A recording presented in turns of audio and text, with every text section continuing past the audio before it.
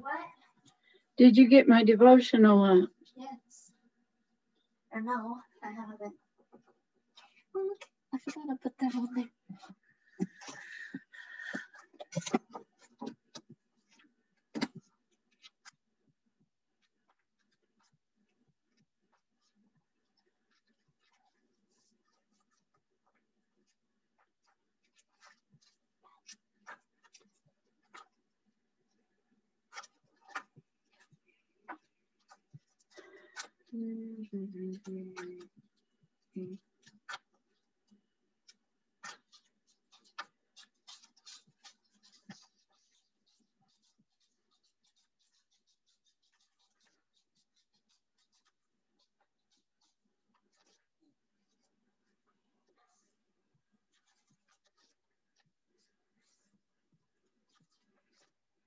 Wait, where's the?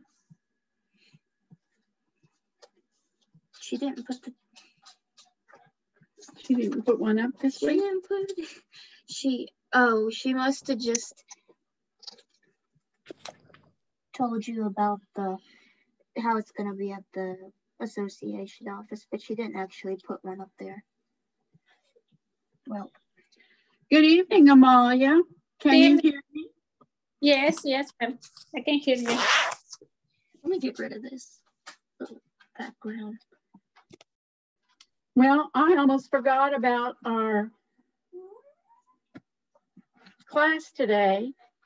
I was working on something else and Lydia came in and said, Mama, it's almost time for your class. Oh.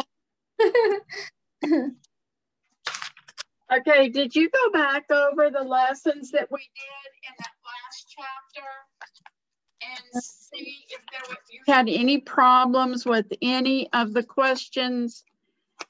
And just tell me what page you want me to go to and we'll see if we can work it out. Yeah, no, I'm fine. I know finished the whole stuff for the homework, so the whole pages. But I make some every day. Sorry, I'm really like have a lot of stuff. For I'm fine. I know. I'm asking. Okay.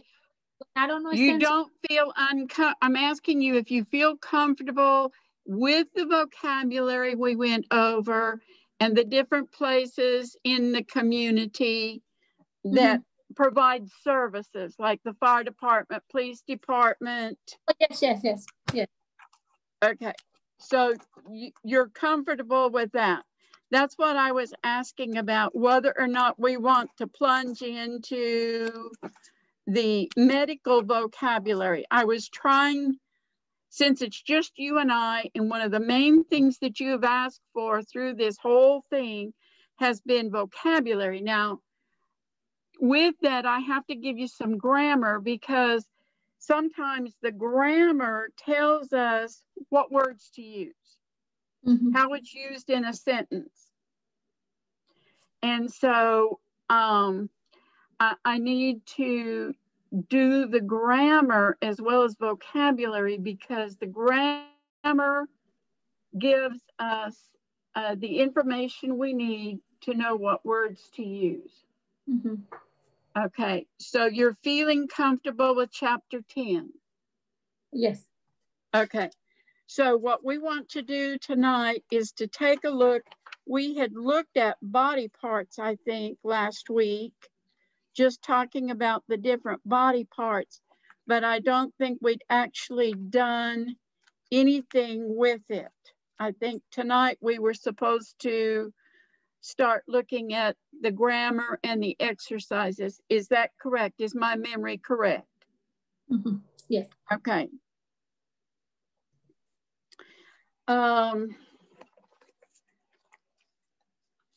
In the goals, in the unit goals, I want you to listen as I read over the different goals.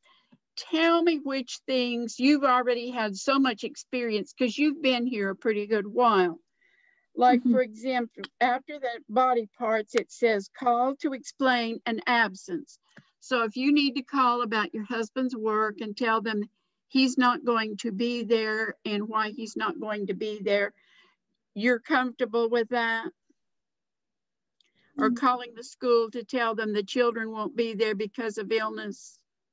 Yes, yes. Sometimes I make some calls or asking. Sometimes the school call me, and I need to call back and asking for. Or when my daughter, I need to I need pick up early, so I call for the teacher knows I pick up early, or I have appointment, doctor's appointment, or something like that. Yeah, I do that. Yes, yes. Now, let me just tell you, your children are mostly in elementary school, right? I have one in elementary, I have one in middle school, and one in high school. Oh, you do have one in high school? Yes, ma'am. Well, you know then that the schools are much stricter in high school about how many times the children miss. Yes. If a student misses 5 times in one semester, then they're going to need to talk to you, and you need to be sure and provide the doctor's little doctor excuse note to get excused absences, because if they miss too many times, regardless of whether they're doing well in their work or not, it may affect your child's grade. So you have to be careful with your high school student about how many times she misses school.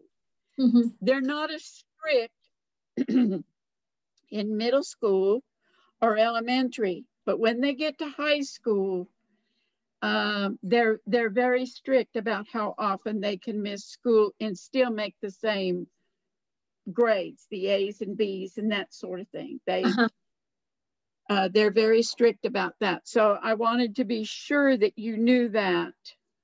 Thank you. It can affect your child's grades. Yes, ma'am. Okay, talking about health problems. Now, this is primarily when you go to the doctor and you try to explain to the nurse who takes the information, or whether you're talking with the doctor about different health problems. Making a doctor's appointment, completing a medical history form, following instructions during a medical exam, read medicine labels, talk about the past, and giving advice. That's what is going to be in this unit. And like I said, we went over the parts of the body, and some of them we found had silent letters, like the knee starts with a K. This is also true in some of the words that the medical profession uses, because they use Greek words to describe what kind of medicine each of the doctors is performing. Like orthopedic is on the bones and primarily range of motion, using your arms, your legs, that sort of thing. And then they have specialists for just hands and specialists for feet. A podiatrist is someone who works on your feet. And I don't remember the name for the one that works with just your hands, but I know that there was a doctor. I knew a family that the child was born without all of their fingers. She didn't have a thumb, but there was a bone hidden in her hand that should have become her thumb, should have grown out to the side. Instead, it was inside like this. And he opened up, found that bone, and constructed a thumb for her. You don't think about how much you use your thumb, but she could never tear open a bag of chips or unscrew a bottle, those kinds of things, because she didn't have enough fingers and she didn't have a thumb. And so that doctor created a thumb for her because the bone was actually there, it was hidden. Now, some of those children that aren't born with thumbs, the bone is not even there, and you can't create a thumb if the bone's not in there, but he found the bone hidden inside her hand and pulled it out to the side and created a thumb for her. So medical science is pretty, and like psychiatry, psychiatry is spelled P-S-Y. There's a silent P that starts the word. So there are a lot of words in science and in medical practice that have silent letters that aren't pronounced. And so anyway, let's take a look here.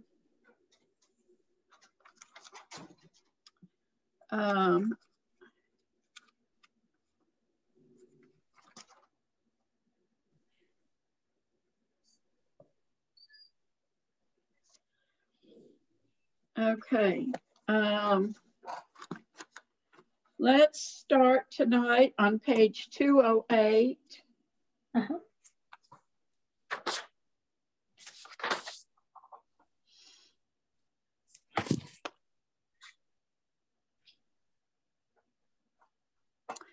Okay, most of us know that when our children grab a hold of a part of a body, their body, we can figure out that they usually are hurting there or they feel some discomfort there and figure out what's going on.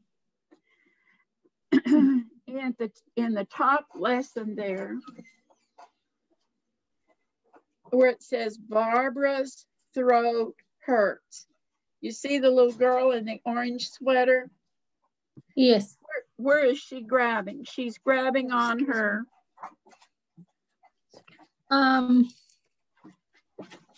hand is up to her. What is this part of her body? Is the boy or girl? Well, the little red-headed girl. I think it's different in my book. Is it different in your book? Yeah, it's Oh, it sure is. The pictures are, well, now the second picture is the same. Same. And the two boys down here is the same, but this girl looks like a boy maybe in that picture. Yeah. So the sentence, how does the sentence start? What name did they use? The first one say Barbara. Well, it must be just a different Barbara. She must have gotten her hair cut real short. Okay, this says Barbara's throat hurts. Okay, so Lee's what hurts? What does Lee's? A stomach. Okay, it's a stomach. A stomach. The CH on the end is not pronounced with a ch. It's pronounced with a k. Stomach. Stomach. Stomach. Right. Now, the word A-C-H-E is ache. Okay, okay. You have an ache, but now stomach, you see the A-C-H is a part of the word stomach, but if you said stomach ache, you would write S-T-O-M-A-C-H-A-C-H-E. Do you see that? The stomach and stomach ache are there's the same word inside of the other word. Stomach. Okay, now the young man in the second row.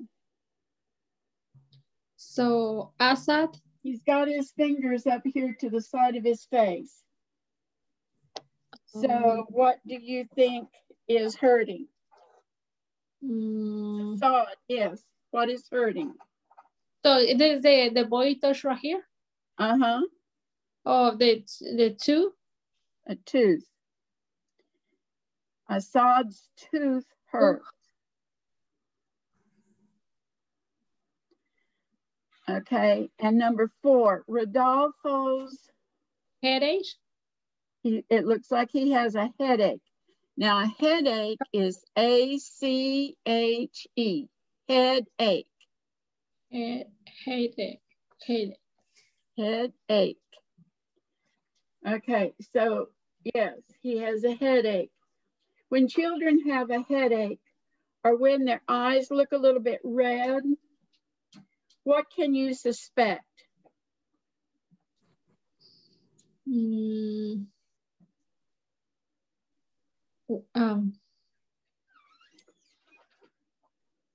So when... Let me get something. I'll be right back. Uh-huh.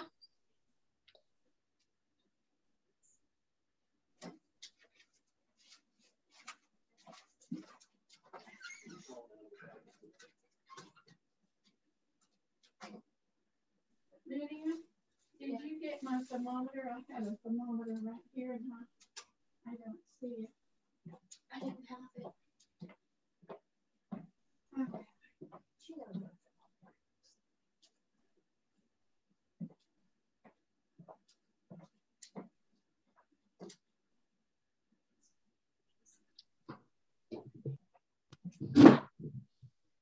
Well, I had a thermometer. Uh-huh. Oh, here it is.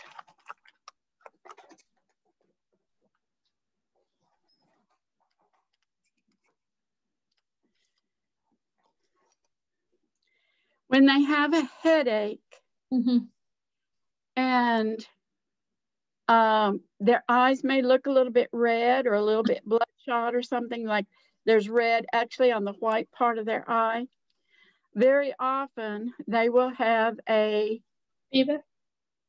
fever, a temperature. And you need to use this. And what I say this was? Thermometer, to check their temperature. Now, you can use this thermometer two ways. This one you can. How do you usually take their temperature?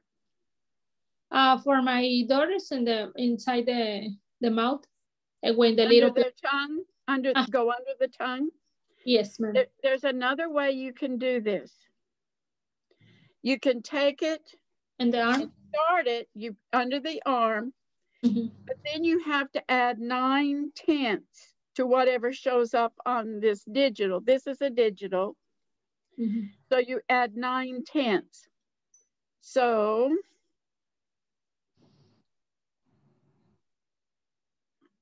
my last temperature that I took on there said 95.9. I'm having trouble with my body temperature today, which means that my body temperature would be 96.8. So it's not a full degree more, but it's just 9/10.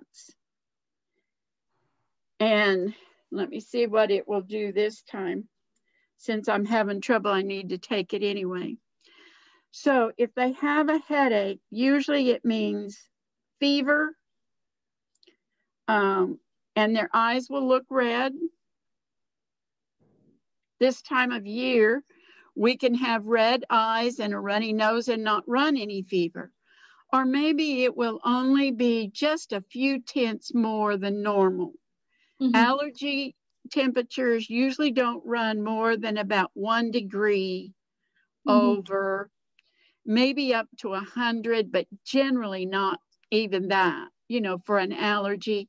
Now, if they've had an allergy reaction for several days, yeah. My temperature now is 95.7. So if I add 9/10 to that, what would that be? Fever? It would be 96. 96.6. Oh, okay. You see how it's one number less in the last part? 9/10. That's not a full degree. So that I'm having trouble keeping my body temperature up today. So I've dressed in winter clothes, a sweatshirt and sweatpants to try to stay warm. Okay, we were talking about allergies. you can get an infection in your sinuses. If you have been having runny nose and itchy eyes, and that's been going on for maybe more than a week or 2 weeks, and you've not taken anything for it, that mucus builds up in there, and you can get an infection up there, maybe even draining into the ear, making the ear hurt. Get an earache. Mm-hmm. When that happens, then they can run a really high fever and need an antibiotic to get rid of the infection. Mm-hmm. Now, one of the things that I do for my sinus problems when they get plugged up, they get stuffy and they won't run, is I will use some Vicks salve. I would use some cough drops with the menthol in it. Mm-hmm. Drink something warm to help break up that pressure from just the headache if they're not running any fever. Mm-hmm. Oh, warm compresses, using a hot washcloth on my head sometimes will help relieve it. Just some home remedies, that we use to try to help that without having to go to the doctor every time. I have migraines. So really, really bad every month. And it's too close to my period. So days before or after that. So, and it's like all this part right here, my eye and all this. And sometimes I feel like nausea or something, the light is, I need to cover my eyes and rest. And sometimes I take a medicine for that. Sometimes just sleeping. And sometimes it's really bad and I wake up with the same pain. Right. But I think it's hormone problem or something like that. It can be. It also can be, I don't know if you've ever paid attention, but some people, things like cheese that's made with molds, things like Velveeta are not made with molds. Processed cheese is not made with a mold, but there are some cheeses that they put mold in it in order to make it the flavor that they want it to be. And cheeses sometimes will add to your migraine, headaches. Another thing is alcoholic beverages, especially wine or beer, things that are made with a culture. The alcohol gets there because of a fermentation process in the food. So if there's a fermentation process going on, did I lose you or are you still there? Yeah, sorry, somebody called me. Give me 1 second. I'm sorry. Aileen, háblale, dile que estoy en mi clase de inglés, porfa. I'm sorry, Miss Caroline. That's okay. That's okay. So stop and think. The next time you start having migraines, think about what you ate the day before, because there are some things that will make those migraine headaches worse. In fact, there are some foods that they know will cause migraines. Now, I know you've connected it to your cycle, but there may be some other factors involved in that also. And so I would certainly think about checking to see what it is you're eating or drinking the day before that may have brought that on. Sometimes I notice when it's really cold, really cold, and I'm outside for some reason or walking in the really cold or really hot. When it's really outside and Monday, I go walking in the park and it's really hot. It's maybe 4 something in the afternoon. And it's really really, really hot. And when I come home, I feel really, really headache, like start the migraine. The doctor says sometimes it's people's really sensitive. So the high temperature or down temperature or something's eating or drinking. So sweetie, I like the sweetie. So I need to stop drinking because when I take every day sweetie, every day, in the mornings, in the afternoon. And one point, when I take just water, I think the sweetie have caffeine.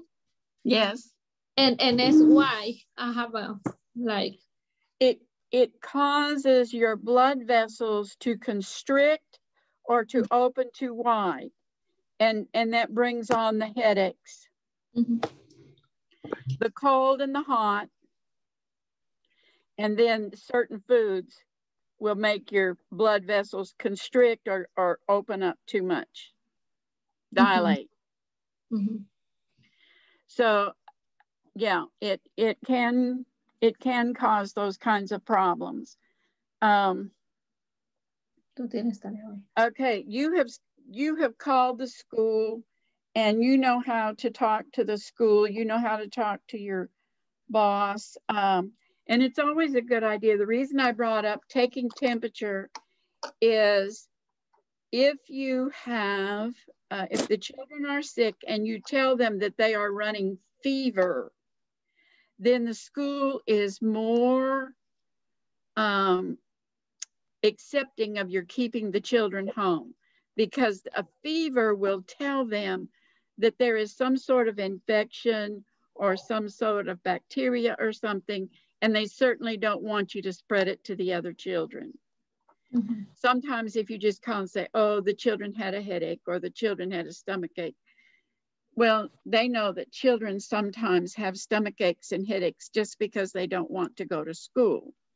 But if you add that you have taken their temperature and they are running some fever, then the school understands better that the child is more seriously ill than just, you know, something they ate or something that, something minor.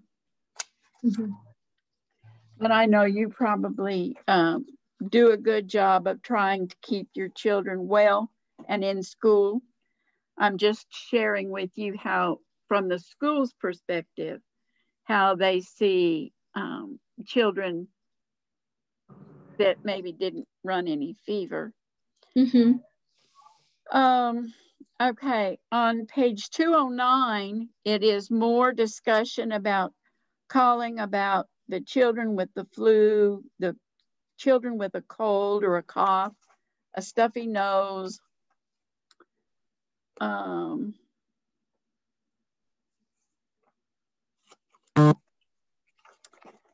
Let's go on to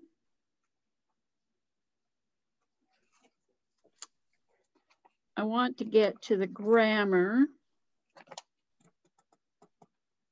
Oh, instructions.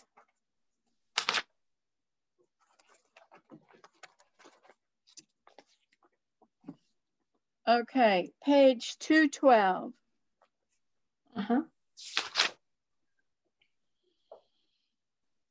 Okay, in picture 1, the nurse has told the young man to get on something. What did she tell him to get on? Step on the scale. Step on the scales. What are they going to do?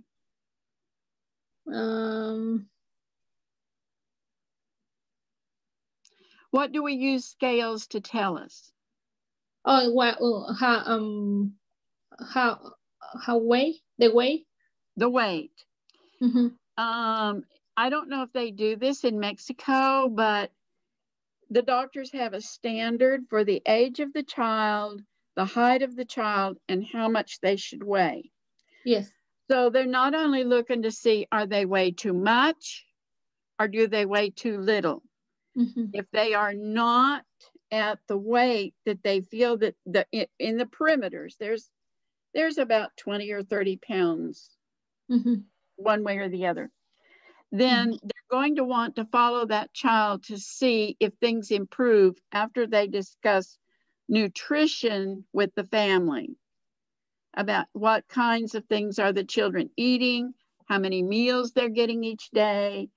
Does it include proteins and carbohydrates and vegetables and fruits and, you know, dairy and all those things? They'll want to talk about that.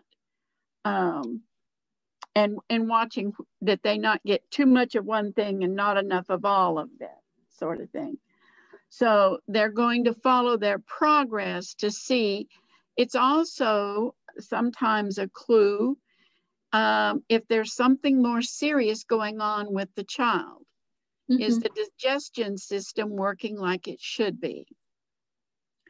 Okay, number 2. The nurse is asking the young man to do something because she's going to put something on his arm. Do you know what that thing is? Roll up your sleeve. Okay. What are they checking with that, that thing that they're going to put on the arm? Yeah, is to take the pressure? Yes, the blood pressure. They're going to take the blood pressure. And there again, blood pressure needs to be within certain numbers in order for the child to be healthy. Now, if people are frightened when they go to the doctor's office, sometimes that will show up as incorrect. And they'll ask them to calm down and take it again a little bit later, because if they're frightened of the doctor's office, it will show a much higher rate than it should be. Also, if they've eaten something very salty, salt will make your blood pressure go up. A lot of lunch meats have a lot of salt in them and make your blood pressure go up if you eat too much lunch meat because it's got too much salt. Okay. The instruction number 3 is what? What is the nurse asking? Sit on the table. Sit on the table.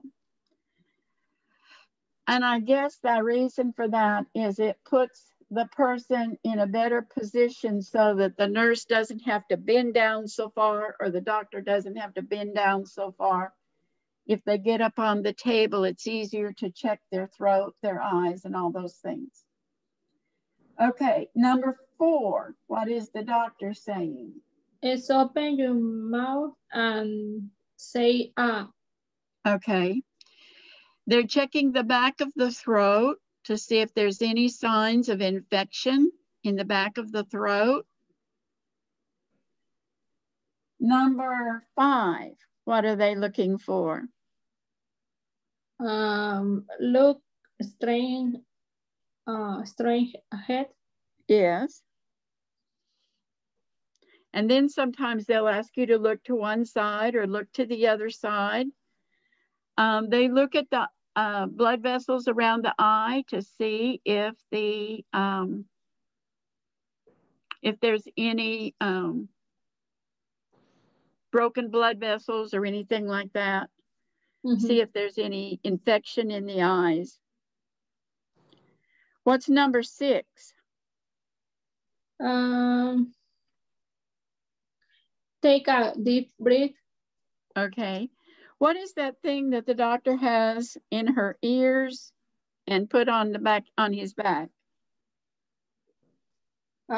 Is the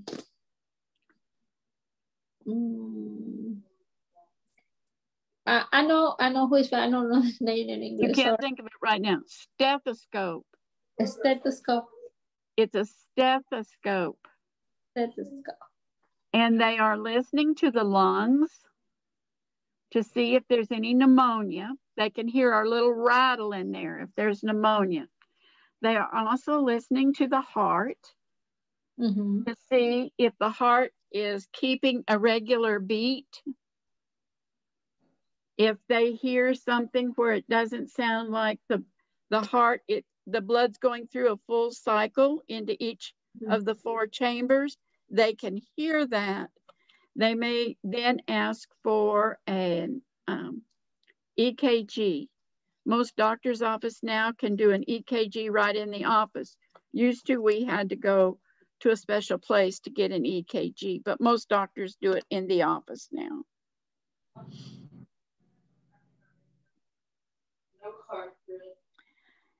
Then they ask you to lie down. That's number 7. And they may take the stethoscope if you're complaining of problems in your stomach. They may take the stethoscope and listening to see if the sounds in the gut sound healthy, because there are special sounds that your stomach makes when it's digesting food, and they can tell if that is not going right. Okay, number 8. What are they asking him to do? Make fish. Yes. What are they getting ready to do? Take it out of the blood, probably. Right. They're going to take a syringe, which is a needle, and they're going to draw some blood out of his veins, and they will send it to a lab, and they will check the blood to be sure that the blood is healthy. So that's pretty much the things that they will do. Now, if a child is complaining of sinuses and everything, they will check the ears, and they have something that has a little funnel looking like thing that goes in the ears to check back in the ears to see if there's congestion in the ears, because there can get to be so much congestion that it actually will cause a rupture on the eardrum, and it can cause children to become deaf if they get too much congestion in their ears. Okay, now we're going to take a look at some terminology that has to do with medicines. So let's look on page 213.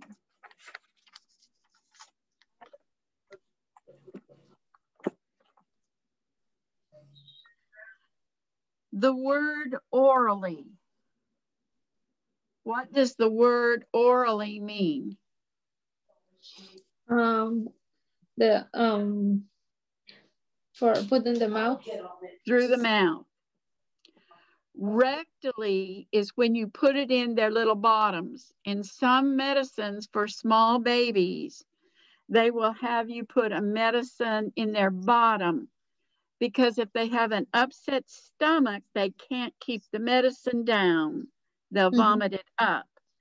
So they will have you put something in their bottom in order to calm the stomach down, so that they can start giving medicines to help them get better.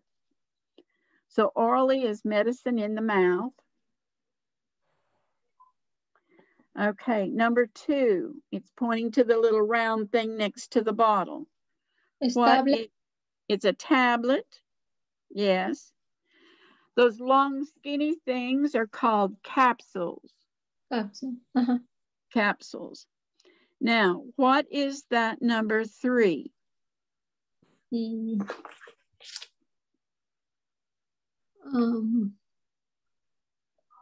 Alcoholic beverage. Beverage. Yes. The brown bottle makes me think it's beer, or it might be wine. But on labels, very often it will say, do not drink an alcoholic beverage while you're taking this medicine. Okay, what is another instruction that we usually get on a bottle of medicine? So out of reach. Yes, keep medicines out of reach of your children, young children. Okay, so there's a bottle, a medicine bottle there, and they have enlarged some instructions there. Let's read the instructions together. The name of this medicine is Pain Away, which is probably some form of aspirin. It's a pain reliever and a fever reducer. That means it helps bring your fever down. So go ahead and read direction number 1. What is this medicine for? Pain or fever? Okay, let's just look at what the label says to start with. Okay, so directions, and it says what? Take 2.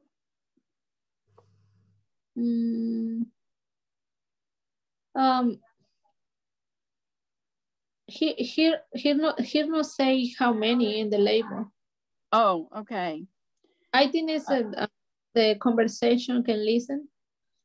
Okay, well, it's 2 tablets. It's supposed to be take 2 tablets orally every 6 hours. Yes. And that's usually what you take for aspirin. That's for an adult. Usually for a child 12 years old, you would only have them take 1 every 6 hours. What are the warnings on the label? Say don't not take more than probably more than 4 or 6. No, it says don't take more than 8 tablets per day.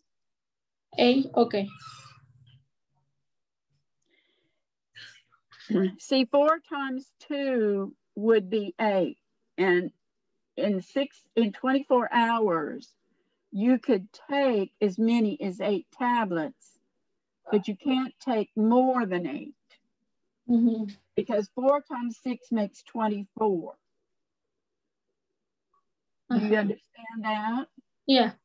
Okay.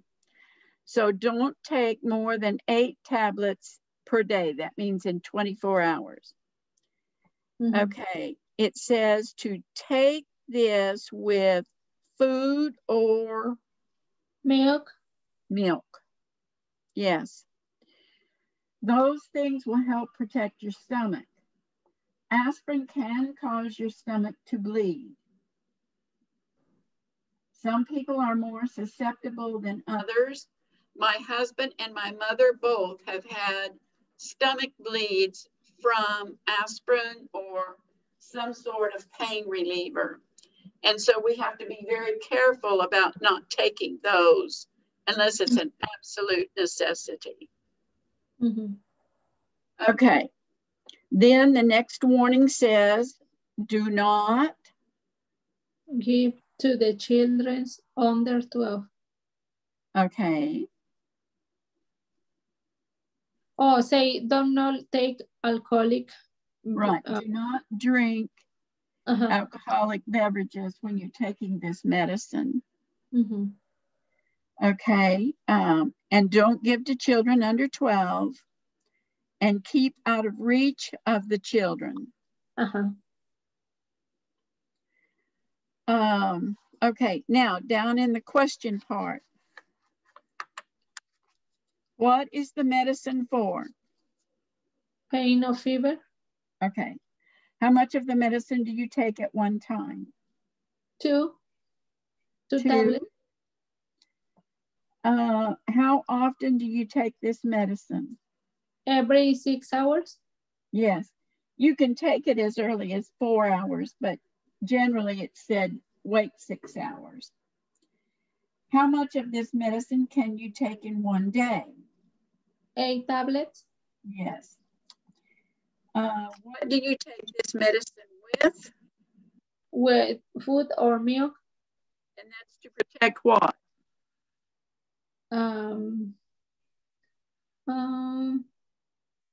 What do you take this medicine with food or milk? Where should you keep this medicine? This was something we just talked about. I was telling you the reason they want you to take it with food or milk is it's to protect your stomach. Because it can cause your stomach to bleed. Where should you keep this medicine? Out of reach of children. Okay.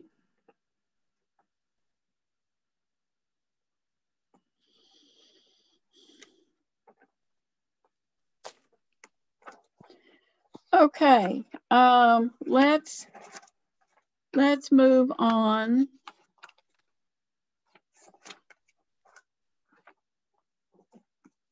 to the grammar, and that's on page 216. Okay. Up to now, we have been talking mostly in the present tense, but in this lesson, there are some things that have happened yesterday or last week. Someone asked you, why weren't you here on such and such a day? You missed, you missed work, or you missed school, or whatever. And so people ask you about something that happened in the past.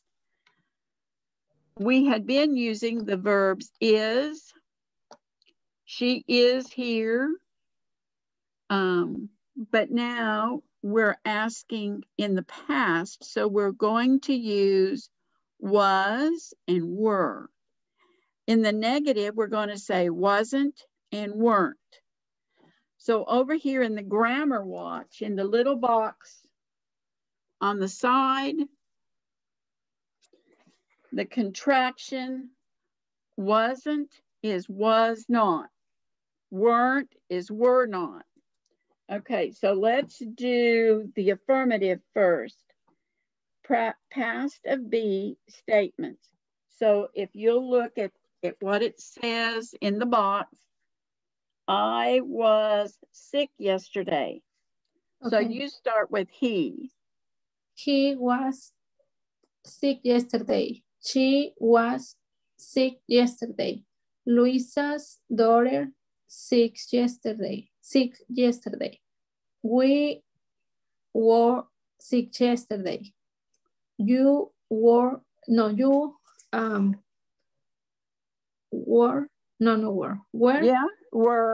sick yesterday. They were sick yesterday. Yes. Now we're going to add the negative. Okay.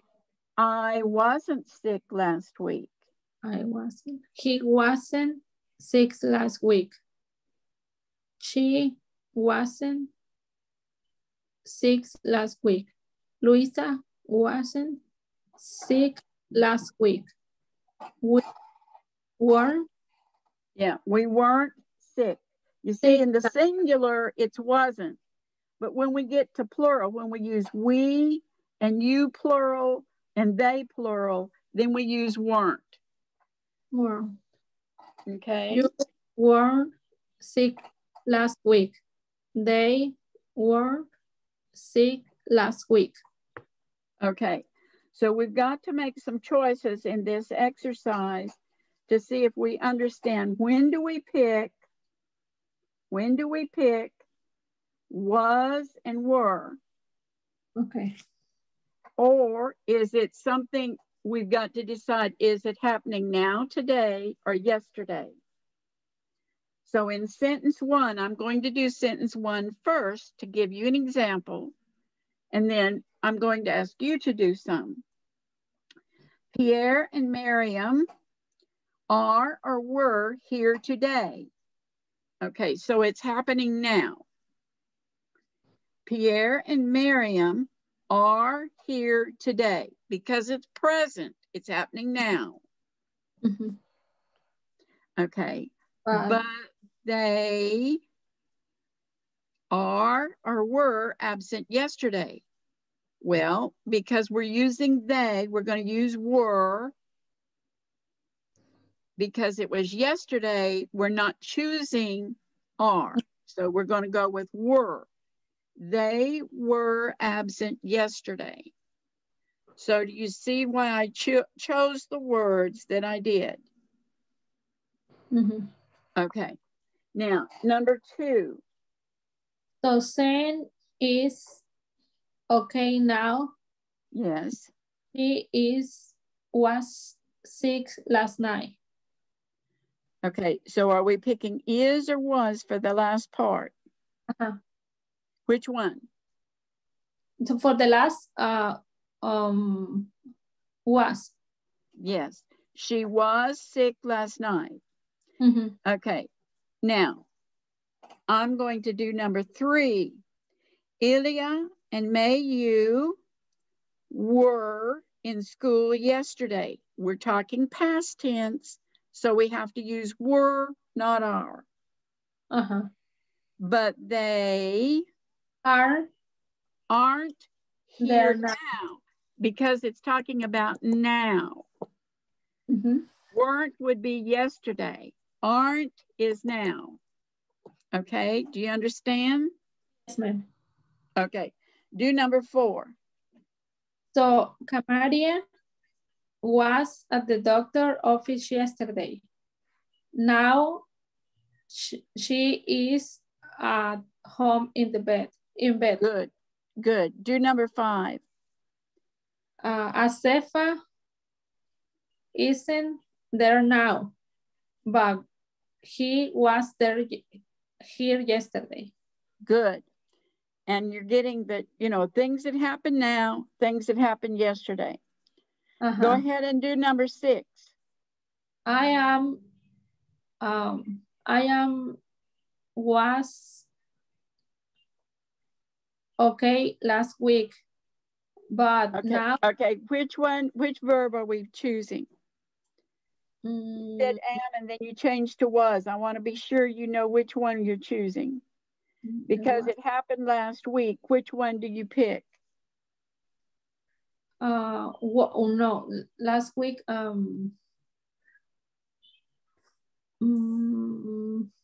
what like was. Was. Was. Okay. But now.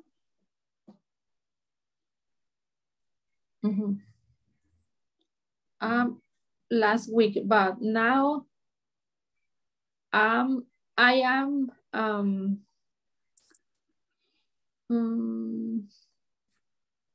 let me see. See, they said now, so that means present tense. So present tense would be am. I am sick. Last week, I was okay. But now I am sick. Okay. Okay. Can you pick the correct words to go in this paragraph? Complete the paragraph about Sonia and her sister. Use was or were. So number 1 was. Sonia was homesick the day before yesterday. So number 2, can you do 2 and 3? Her sister is sick too. No. No. Oh, let me see.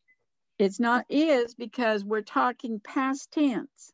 Let me see. Her sister, day before yesterday, was she sick too? Was. So now we need to use was. Was. What? Her sister was sick too.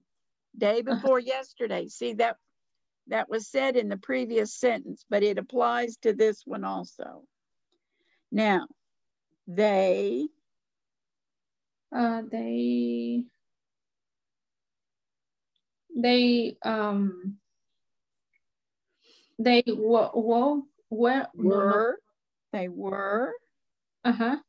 were both in the bed all day. Okay. Sonia's parents was worried. Were worried.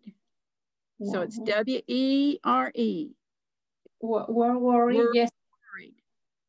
Yesterday. Because parents is 2. It's not 1. Okay. It would be was if it was just Sonia's mother was worried. But it's Sonia's parents, that's 2. So we have to go to were because there was 2 of them. Sonia's parents were worried. Okay, go ahead with the next one. It says, yesterday, Sonia was a lot better. Okay, we used was because Sonia is just. One person. Yeah, Okay. her sister was better too. Sonia's parents were very happy. Very good. Okay, and its parents were, because it's two, we picked the were. Okay, are you understanding that? There's a lot in that because we're changing from present to past, and then we have to keep in mind, is it singular or is it plural? So there was a lot to watch in those examples. Yeah.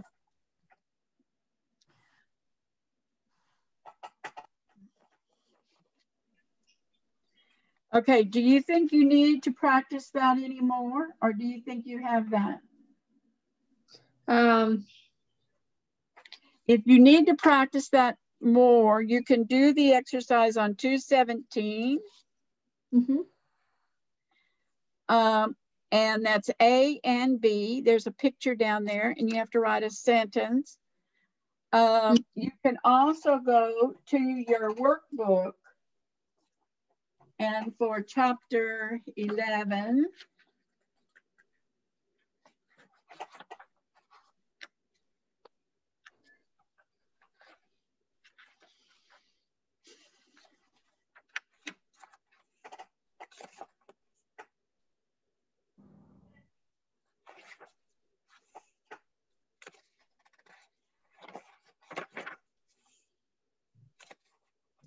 okay, talking about the past, lessons 5 and 6 are on page 129. If you need to practice that some more, in your workbook on page 129, there are some exercises about choosing was, wasn't, were, and weren't. Okay? Okay.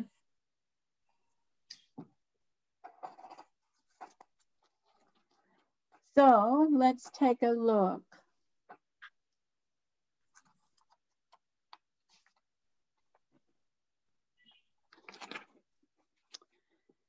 Okay. This is Walk Your Way to Good Health. It's free, it's easy, it's good for you. I'm on page 219. Okay. There's an article there. I'm reading the article to you. Okay. And guess what? You already do it every day. What is it? Walking.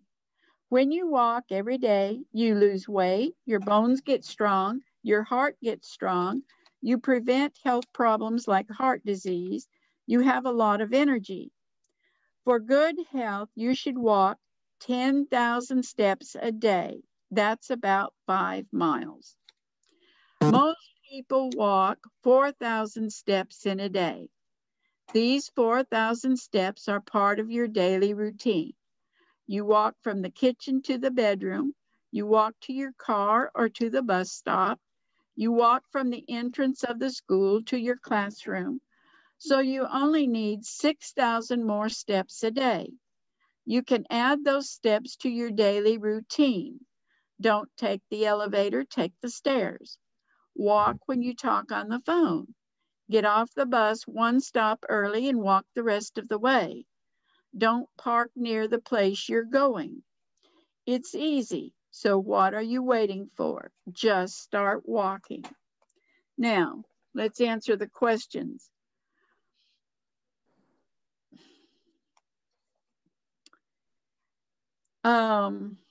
What is this article about? Is it about most people walk 4,000 steps a day, or is it about walking is good for your health? Walking is good for your health. Yes. Read the sentences, circle true or false. People should walk 10,000 steps a day. Is that true or false? It's true. True.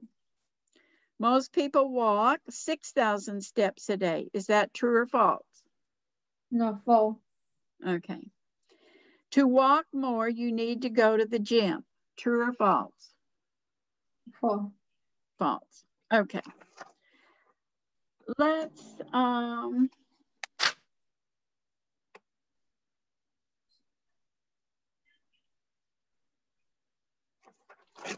Let's go over. We have another grammar exercise.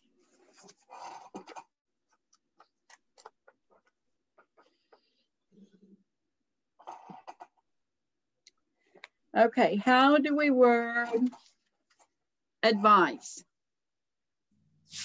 Now over here in the little box, it says, use the base form of the verb after should or shouldn't. Make the contraction shouldn't. SHOULDN''T. It means should not. Okay, so let's look at the statements. You look at the affirmative and read those, please. So I should drink tea and honey. You should drink tea and honey. She should drink tea and honey. Clara should drink tea and honey. We should drink tea and honey. We should drink tea and honey. You should drink tea and honey. They should drink tea and honey. So, okay, this is a remedy. A lot of people believe that honey will help you with allergies. And a lot of people believe that sugar is not good for you. And so they recommend that you use honey in your coffee or in your tea, because sugar is a refined product, and sugar in the United States has caused a lot of people to gain a lot of weight. And so they are trying to recommend that people not use the refined white sugar to eat or drink. Now, in the negative, it is shouldn't. Should go to work. I shouldn't go to work. You shouldn't go to work. He shouldn't go to work. She shouldn't go to work. Clara shouldn't go to work. We shouldn't go to work. You shouldn't go to work, and they shouldn't go to work. If they've got COVID, they should not be going to work. Okay, so let's try choosing which word to choose in the next exercise. Complete the sentences about some people's problems. Underline the correct word. Choose affirmative for one sentence and negative for the other. So, number 1. So, it has a bad back. A bad back. She shouldn't lift heavy things. Okay. Instead, she should what? She should ask a nurse about back exercise. Good. So, Ben has a stomach. Okay, this is stomach ache. Remember what I said? You got stomach and then ache right after it. Stomach ache. He has a stomach ache. He shouldn't drink a lot of tea. Okay, he should drink a lot of tea. Oh, okay. That's what they're saying the answer is. I don't understand why he needs to drink a lot of tea if he has a stomach ache. But that's what my key says. Oh. Oh, well, the other choice is, look at the next choice, and then you'll understand why they said the tea was better for him than. Because say he shouldn't eat fries. Okay, fries are fried. And if you have a stomach ache, the grease in there will make your stomach ache worse.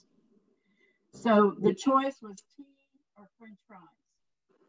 So the tea was the better choice. Mm-hmm. So Hassan has a sore throat and a cold. He cough. She Cough. cough. I know there's no F there and there's no PH. It's GH, but it's cough with the F sound. He shouldn't take too much. He should take medicine. Yes. Lane and ankle hurt. She shouldn't walk. She should put ice on it. She should put ice on it to help the swelling go down. If her ankle hurts and it's swollen or red, she needs to put ice on it to take the swelling down. Okay. Are there any of these labels at the bottom of the page that you don't know what they say or why they should,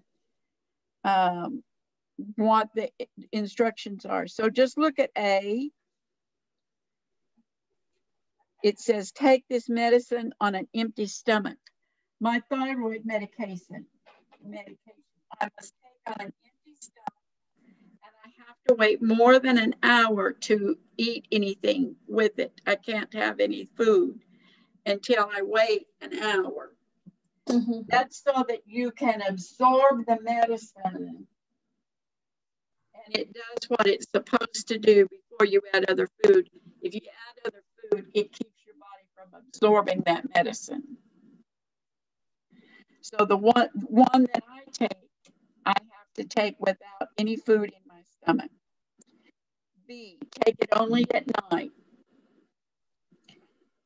C, do not refrigerate. Take this medicine with food. E, do not drink any milk or eat any dairy products while taking this medication. Lydia has to take a medicine at night that she's not supposed to drink any milk or have any dairy products because the dairy products keep her from absorbing the medicine that she needs to take. So she cannot take hers. She's like me. She's only restricted from dairy at night. Okay, any questions about any of those instructions? No. One was to take it at night, maybe that medicine would make you dizzy, or you would not be able to drive while you're using that medicine. So they want you to take it at night when you're going to bed. Okay. For your safety. Okay, let's take a look at the problem solving. Let's see what problem has come up. We're on page 224. Okay.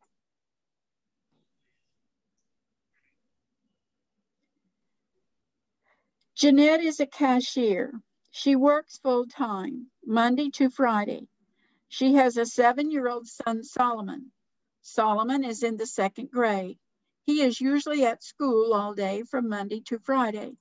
Today, Solomon is sick. He doesn't have a fever, but he has a stuffy nose and a sore throat. He has a headache. He feels terrible. He wants to stay home, but who can take care of him? Jeanette can't miss work. So, what can be one of her solutions? How can she solve this problem?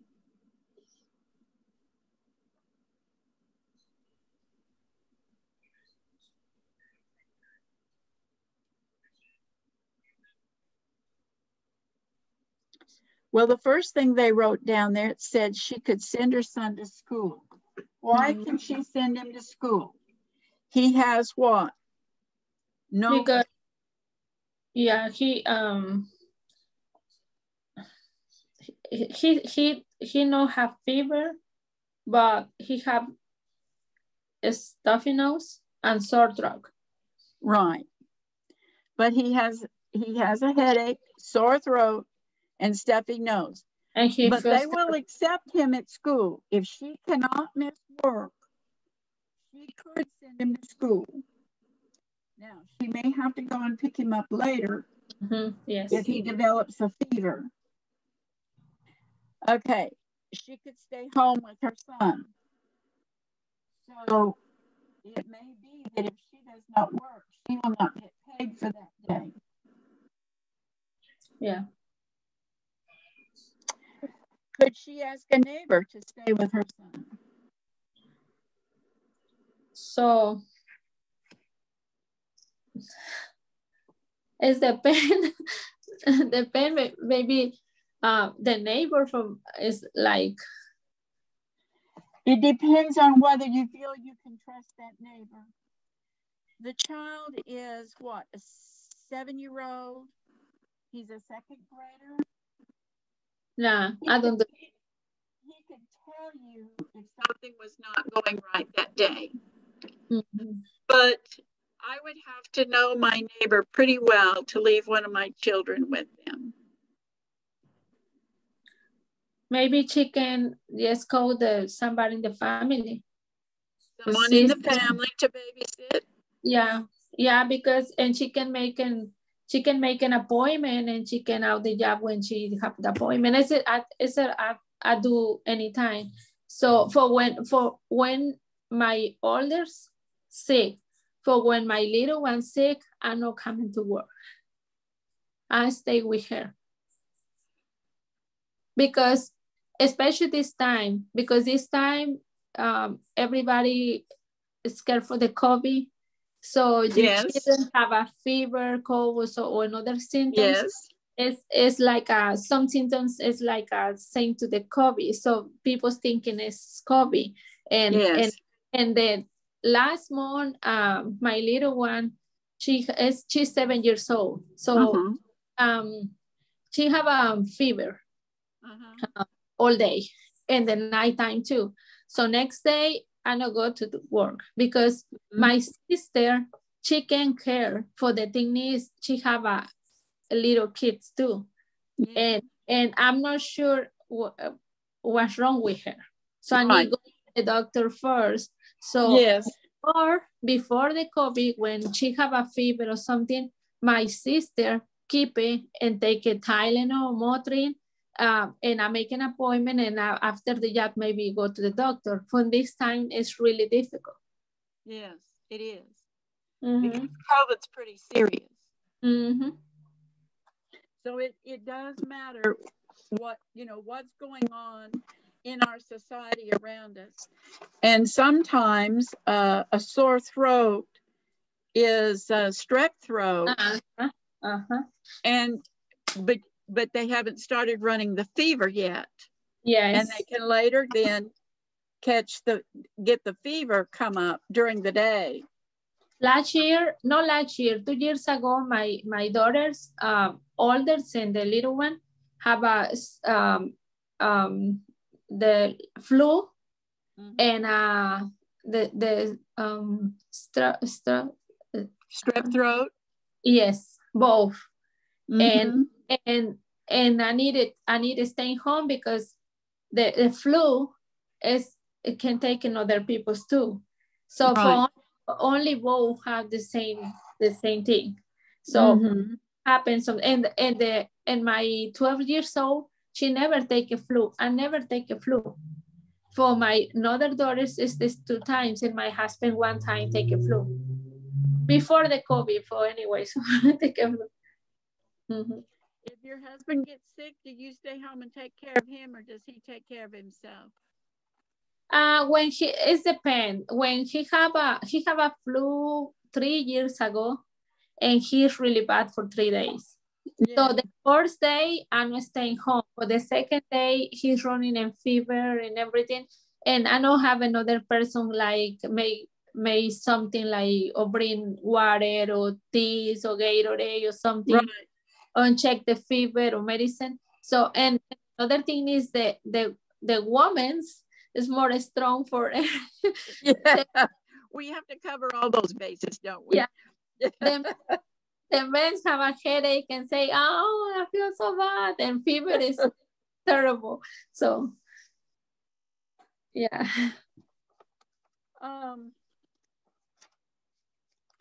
I don't think we'll try to take another chapter tonight. I think we'll wait and try to take another chapter another week.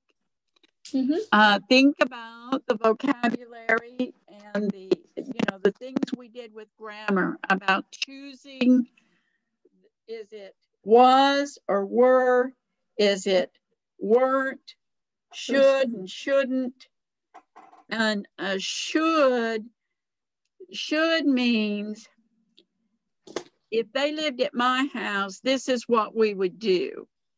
You need to make that choice for yourself. A lot of people give advice, and like I said about using some Vicks, some mentholatum to help with a headache, especially if it's here in the sinuses, hot compresses, those are home remedies. I would never tell somebody you should do this. Now, a lot of people do. I will say you can try this. It works for me. It may or may not work for you.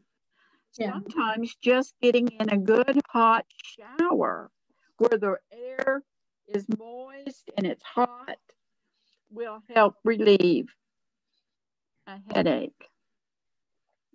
But for migraines and things like that, like when I was talking to you about migraines, I don't usually have migraines. When I have migraines, it affects my vision and it starts in my left eye. I have no pain, but I cannot see. It's all with all kinds of dots. And a real bright light. It's like every light, it looks like it's shining right in my eyes, like a flashlight in my eyes. And it has polka dots. It has black spots in it. And I can't see. Yes, terrible. And so you don't want to go and do anything because you can't see. Yes. I have them last a couple months ago. I go to the doctor for the migraines. And doctor give me the medicine. It's just one pill for before when you know the migraine coming, because you can feel when you have a migraine when it's coming the pain. So or the symptoms, you have symptoms before. So she gave me the pill. It's only one box with 6, I think. So for the thing is, she say because I never take it before, I need to take the half a pill. So for when I take it, it's fast for taking out the. So for I feel in this part right here, the same when you take, when you take the lemon or something really like sour. And you can feel this part like. Yes. Yeah. Cramps. Yes. The muscle cramps. Yeah. I feel like that. And I don't feel comfort with that because these cramps that maybe take 2 or 3 days after take the medicine for out. And really? I don't like that.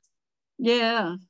So the medicine is more strong, I think, for ibuprofen or for a leaf, it's more strong because Excedrin is really good for my stomach. It's not good. It's really strong for my stomach. That's something you would need to eat with it to help your stomach, because it will make your stomach hurt. It would be good to eat food with it if you're going to use it.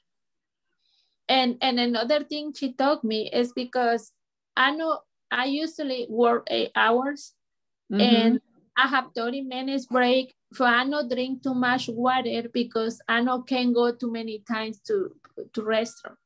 So I know I need to drink water. So I not take too much because when I take too much, I need to go restaurant. And I no can do that. So, and she say, because your body not have enough water is why the pains, the migraines coming too sometimes. Yeah.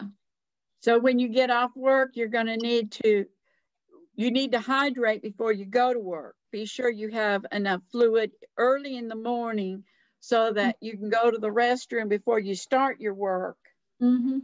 But then when you get off work, then you need to hydrate again. And you need to get more water. But then you're thinking, oh, I've got to fix supper. I've got to check the children's schoolwork. I've got... And for some reason, the last pregnancy for my daughter, after I didn't have, I gained too many pounds or something happened.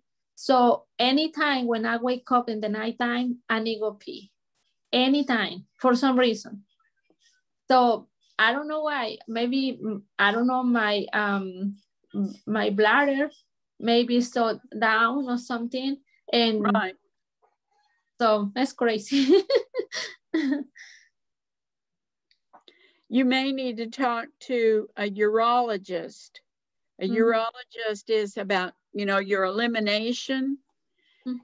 And there's a little surgery they can do if you get to the place where you can be off work for a little while, because you won't be able to lift things. If he tacks that up, what happens is the bladder kind of falls backward a little bit. And so it makes a little bump in the tube that goes from the bladder out. And so you don't completely empty the bladder when you go. Oh, okay.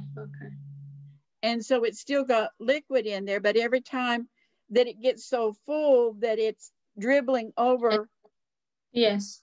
And so that's what's causing you to have to go so many times. If you drink enough fluid during the day, is because you've got a little kink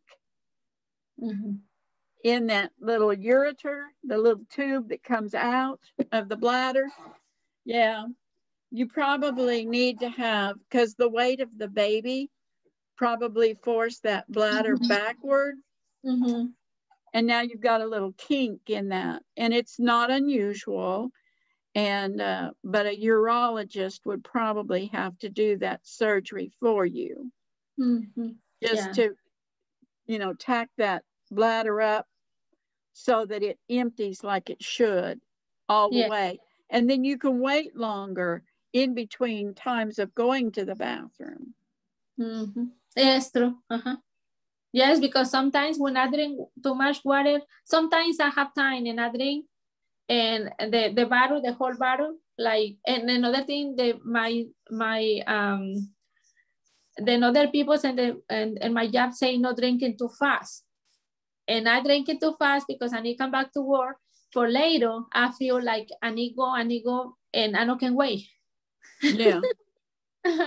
Yes. Well, we're a little bit early to be through tonight. Look over your lessons if you get a chance to this week. Yes. Next week, we will go ahead and do the next one, the next chapter. Okay. Which is about, I just saw it, but I don't recall it. I think it's about getting a job. Okay. I think it's about getting a job. Different kinds of jobs.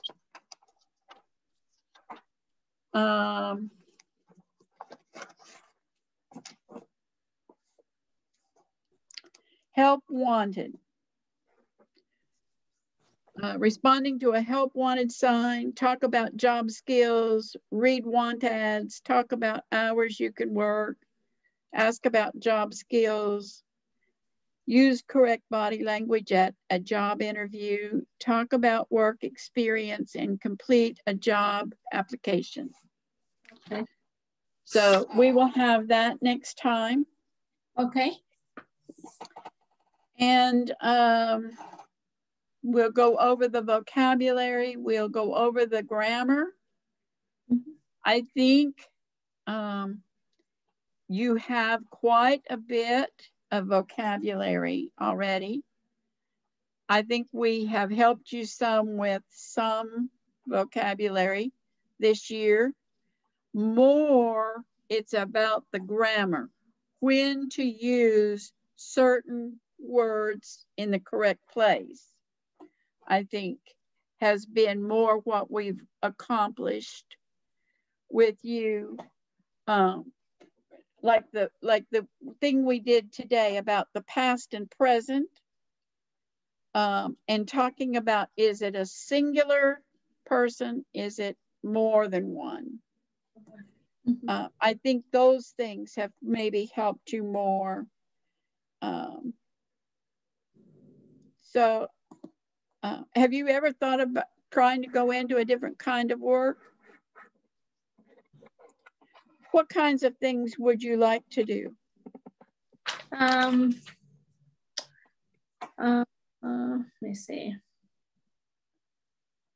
Say, and you say about the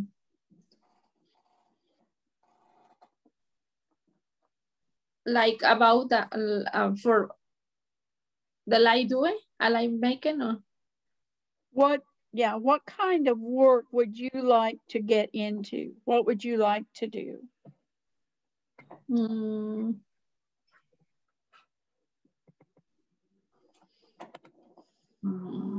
me see. Why don't you think about that, and we can talk about it next week. Okay. Are you interested in secretarial work? Are you interested in business, sales? In Mexico, I worked for 3 years with the doctor office, and I take a course for the not the customer, the patients, and I made the receipt for the money and everything. So making appointments and all. And so like a receptionist, you were like a receptionist. Yeah, I like it. Yeah, I like it. And yeah, I like. For that job, you would probably have to have a lot of vocabulary in the medical field to understand that more. With your job demands as they currently are, that would be pretty hard to be able to go to school in that to become a receptionist, because you have to work so many hours. Yeah, in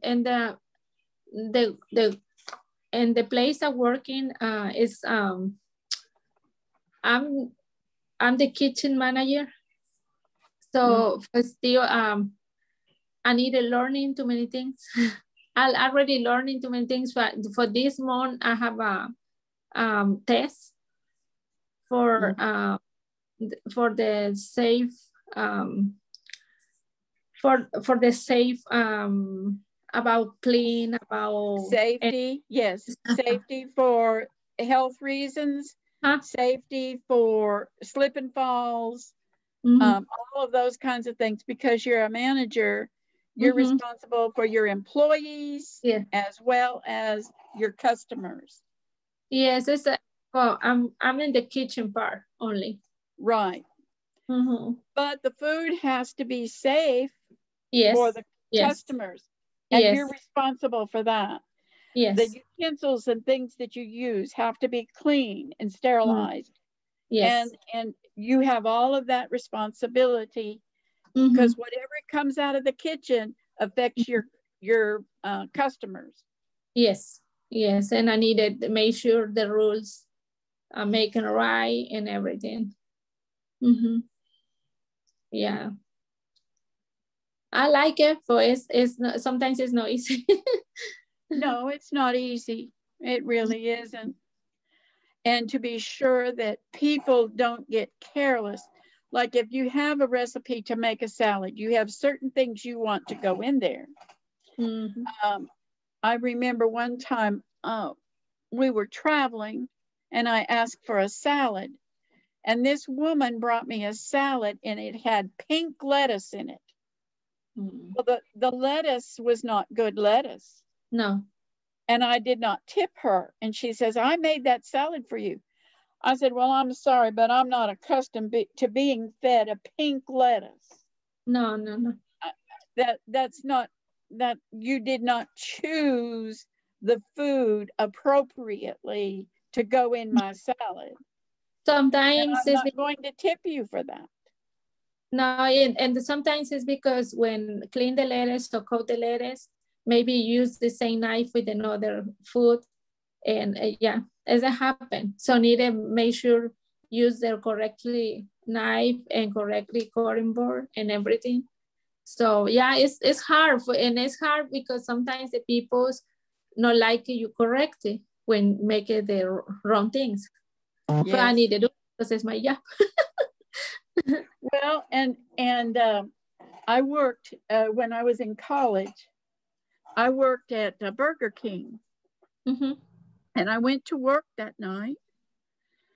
And I was on the board where we made the hamburgers, and I did all of the Whoppers. And somebody didn't show up that was supposed to put the burger patties on that grill that went through where they had the flames that cooked the meat. Well, that person didn't come in. So they asked me to go and put meat. Well, the way you're supposed to do it is when you bring a box of meat out, you put the meat in a refrigerated drawer. And then you take the meat out of the drawer and put it on the grill, and it goes through the machine and comes out the other end. Well, somebody went and got a box of meat earlier in the day. Wow. And they brought it out, but they did not put the meat in the refrigerated drawer. They left it in the box on the counter. Wow. So I went over and I flipped up the cardboard lids, and the smell that hit me was not pretty. No. No. So I grabbed the box and I went back in the back and I set the box down on the sink. And I told the manager he was working because we were busy. We were very busy. Yeah. And I told the manager, I said, I have something I need to discuss with you. I didn't want to say it in front of the customers because he was working with getting the orders out. And from Carolyn. And I said, I need another box of meat from the freezer or from the refrigerator. So he came back there. I said, this box was left out on the counter by the earlier shift. And I said, when I flipped the lid up, and he took his finger and he flipped that lid up, he said, yes, we don't need to feed that to the people. No. If somebody didn't care. Yes. As it happened too many times. They didn't put the meat back in the refrigerated drawers. They didn't put it back in the cooler. They left it out. It got bad. If somebody else had come along and put that meat on the grill, it would have looked like it was cooked, but it would make people sick. Yes. Yes, it's true. And so when people don't follow, I understand. I've worked in a kitchen myself. When they don't follow the rules. Somebody got busy. Somebody was told it was quitting time and they left the meat out. Yeah. And a whole box of Whopper patties went bad. Before we discovered that they had not refrigerated the meat appropriately. Yes. I know exactly what you mean. Mm-hmm. I had a friend that worked in a restaurant, and somebody on the night crew, there wasn't anybody to supervise. And when they took the food off of the buffet, and it was a seafood buffet, Wow.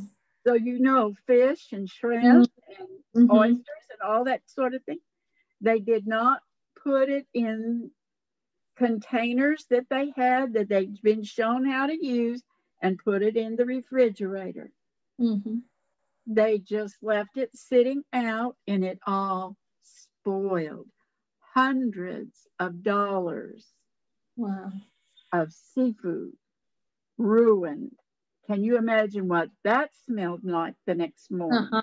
Uh-huh. That was awful. That was terrible.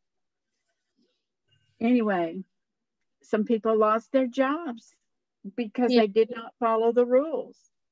Yeah, especially this company, Chick-fil-A, is have a lot of rules for the food, a lot. So everything is really correctly. Use gloves and wash hands every 20 minutes, and yeah. So yeah, but it's good. Has made a lot more rules and a lot more things to have to follow. Mm-hmm. But and I sometimes I feel like too the people they hire to do the job, because it doesn't require probably even a high school education Yeah, to do yeah. food service. They get careless. One night, my husband and I were at a restaurant, and this woman, we were the only ones in there. We were late getting to some place to eat, and we watched this woman. She was supposed to be cleaning tables. Mm-hmm. And she was wringing the rag that she had just wiped the table with into the carpet. Oh no. No. So when the girl came to the table and was asking us, about our food and everything, I said, I think I need to speak with a manager. So the manager came, and I said, the young lady over there that's wiping tables, when you're not out here, she is taking that rag and she is wringing it out over the carpet, and all of the food that she has wiped off the table is going in the carpet. That's not good. Oh. I said, now I would just as soon she not know that I told you this, but I think you needed to know. Yes, it's not correct. So yeah, some people just don't care. Yeah. They'll do anything to get by. Yes, it's sad. Yes. Well, I'm going to let you go, Amalia. It's Okay. 7:30-ish, and I know you've got a lot to do. Okay, Ms. Carolyn, thank you so much. You are so welcome. And we will go over that next lesson next week and try to cover as much of it as we can. Okay. And you tell me now if there's something more that you want to talk about, or if there's something else you want to do about vocabulary and things. And I'll try to help you with it, okay? Yes, thank you so much. Thank you, Ms. Carolyn. All right. You have a good week. It sounds like we're going to have some cool weather in the mornings, but it's going to be pretty later in the day. Yes. Thank you so much. Have a good night. You have a good night too. Thank you. Bye-bye. Bye-bye.